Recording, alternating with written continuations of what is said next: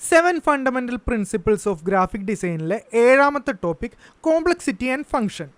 മറ്റ് traditional design മേഖലകളിൽ അത്ര ഇമ്പോർട്ടൻ്റ് അല്ല എന്നുണ്ടെങ്കിലും ഗ്രാഫിക് ഡിസൈനിൽ വളരെ ഇമ്പോർട്ടൻ്റ് ആയിട്ട് വരുന്ന രണ്ട് പ്രിൻസിപ്പിൾസാണ് കോംപ്ലക്സിറ്റിയും ഫംഗ്ഷനും. നമ്മൾ പറഞ്ഞു ഗ്രാഫിക് ഡിസൈനിങ് ഒരു പ്രോബ്ലം സോൾവിങ് മെത്തേഡാണെന്ന്. ഏതൊരു ഡിസൈനും ഒരു പ്രോബ്ലം സോൾവ് ചെയ്യാനായിട്ടുണ്ടാകും. ചിലപ്പോൾ അത് യൂസറിലേക്ക് ഒരു ഇൻഫർമേഷൻ കൊടുക്കാനായിരിക്കും, ചിലപ്പോൾ അത് യൂസറിനെ കൊണ്ട് ചിന്തിപ്പിക്കാനോ അല്ലെങ്കിൽ ചിരിപ്പിക്കാനോ ആയിരിക്കും.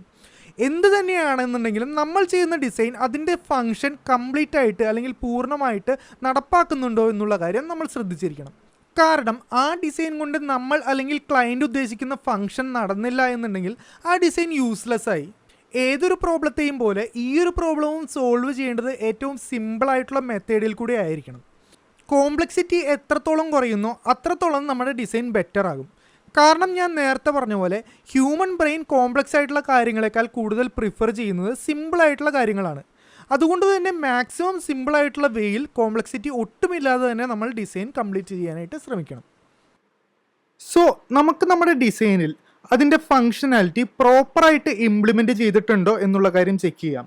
അതായത് ക്ലയൻറ്റിൻ്റെ റിക്വയർമെൻറ്റ് നമ്മൾ പ്രോപ്പറായിട്ട് എക്സിക്യൂട്ട് ചെയ്തിട്ടുണ്ടോ എന്ന്. അതേപോലെ തന്നെ നമ്മളിത് ചെയ്തിരിക്കുന്നത് സിമ്പിളായിട്ടാണോ അതോ കോംപ്ലക്സ് ആയിട്ടാണോ എന്നുള്ള കാര്യം കൂടി നമുക്ക് ചെക്ക് ചെയ്യാനുണ്ട്. നമ്മുടെ ക്ലയൻറ്റിൻ്റെ റിക്വയർമെൻറ്റിൽ പറഞ്ഞേക്കുന്നത് പോലെ അവരുടെ ഓൺലൈൻ സെയിൽസ് ഇവൻ്റ് ആയിട്ടുള്ള ദിവാലി ധമാക്ക സെയിൽസിലേക്ക് ടോപ്പ് പ്രയോറിറ്റി തന്നെ ഈ ഒരു ഡിസൈനിൽ കിട്ടുന്നുണ്ട്. അതിനുശേഷം അവരുടെ മെയിൻ അട്രാക്ഷൻ പോയിന്റ് ആയിട്ടുള്ള അപ് ടു 80% ഓഫിലേക്കും ആൾക്കാർ ശ്രദ്ധിക്കും. പിന്നീട് വരുന്നത് അവർക്ക് യൂസേഴ്സിലേക്ക് കൊടുക്കുന്ന മെസ്സേജാണ്. അതും ഇതിൽ നിന്ന് വ്യക്തമായ രീതിയിൽ വായിച്ച് മനസ്സിലാക്കാനും സാധിക്കും.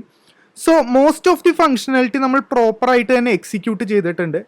അപ്പോൾ നമുക്ക് ആകെ ഇതിൽ വരുത്താനുള്ളത് സിംപ്ലിസിറ്റി അല്ലെങ്കിൽ കോംപ്ലക്സിറ്റി എന്നുള്ളത് ബാലൻസിലാണോ എന്നുള്ള കാര്യം ചെക്ക് ചെയ്യുക എന്നതാണ്. സോ ഞാൻ ഇങ്ങനെ കുറച്ച് ചേഞ്ചസ് ഇതിലേക്ക് കൊണ്ടുവന്നു. അതിൽ ആദ്യം തന്നെ ശ്രദ്ധിക്കുകയാണെന്നുണ്ടെങ്കിൽ നമ്മുടെ ക്ലയൻസിന് അവരുടെ യൂസേഴ്സിലേക്ക് കൊടുക്കേണ്ട ആ ഒരു മെസ്സേജ് അത് കുറച്ച് വലിച്ചു നീട്ടി വലുതാക്കി എഴുതിയേക്കുന്നതാണ്. അത്രയും ഒരു കണ്ടന്റ് ആവശ്യമില്ല നമുക്കവിടെ. അതിന് പകരം നമുക്കത് സിമ്പിളായിട്ടുള്ള രീതിയിൽ 2 ലൈനാക്കി മാറ്റാം. ഇത് ബേസിക്കലി ഒരു കണ്ടന്റ് ക്രിയേറ്റർ നമുക്ക് ഓൾറെഡി പ്രൊവൈഡ് ചെയ്യേണ്ട ഒരു കാര്യമാണ്, ഒരു ഗ്രാഫിക് ഡിസൈനറിൻ്റെ കടമയല്ല. പക്ഷേ ചില സന്ദർഭങ്ങളിൽ ഈ ഒരു കാര്യവും നമ്മൾ ചെയ്യേണ്ടി വരും.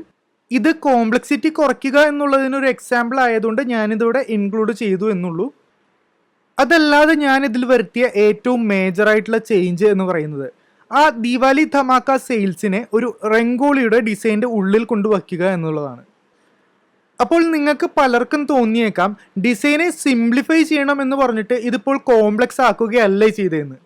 അവിടെ നമ്മൾ ശ്രദ്ധിക്കേണ്ട ഒരു കാര്യം എന്താണെന്ന് വെച്ച് കഴിഞ്ഞാൽ ഡിസൈൻ സിംപ്ലിഫൈ ചെയ്യുമ്പോൾ ഒരിക്കലും അത് ഡിസൈൻ്റെ ഭംഗിയെ കോംപ്രമൈസ് ചെയ്യുന്ന രീതിയിലാവരുത്. അത് ഓവർ സിംപ്ലിഫൈ ആയി പോകും. നമ്മൾ ഒരിക്കലും ആ ഒരു ലെവലിലേക്കും പോകാൻ പാടില്ല, അധികം കോംപ്ലക്സ് ആക്കാനും പാടില്ല. ഇത് തമ്മിൽ ഒരു ബാലൻസ് നമ്മൾ എപ്പോഴും കീപ്പ് ചെയ്യണം.